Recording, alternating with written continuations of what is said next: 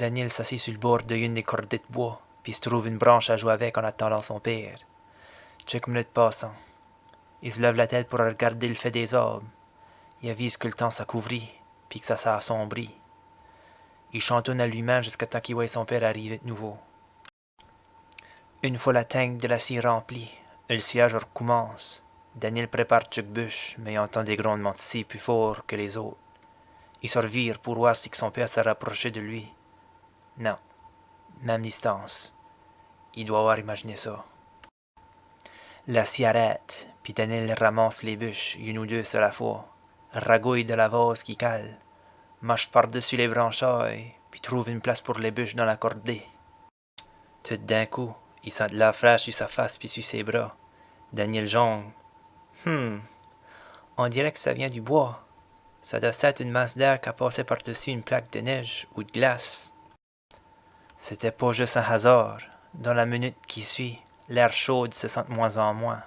C'était comme si que le fret embrassait Daniel, l'enveloppait. Hey, papa, c'est-tu rien que moi qui fait fret tout d'un coup? On dirait que la température a baissé d'une dizaine de degrés dans l'affaire d'une minute. Mouais, peut-être ben, là.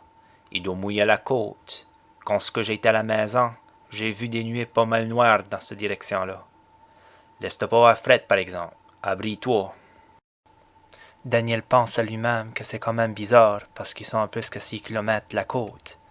D'une manière ou d'une autre, il est fier qu'il a fini par emmener son manteau.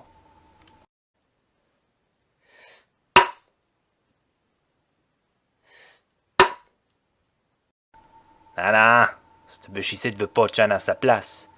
Daniel, peux-tu la chaîne de l'autre bout pour l'arrêter de rouler pendant que je la fesse avec la hache de cette bout ici? C'est la première fois que son père lui demande de faire une affaire pareille.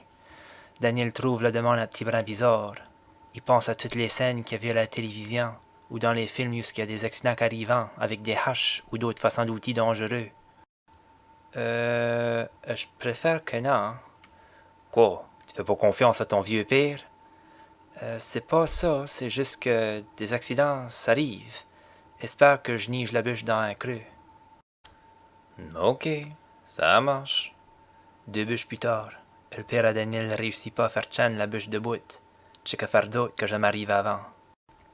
Peux-tu la chaîne de bout avec un brin de bois pour moi?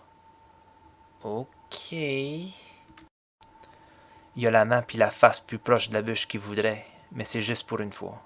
Il faut finir après tout. Normalement, il serait rien prêt de décoller, ou il a rien déjà décollé pour la journée. Il commence à faire pas mal sombre, puis à penser qu'il tient supposé finir plus tôt aujourd'hui.